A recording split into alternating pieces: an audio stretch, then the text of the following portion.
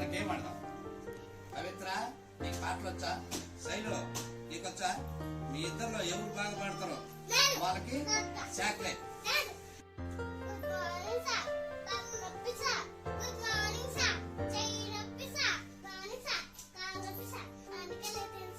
అదేం పాట పవిత్ర?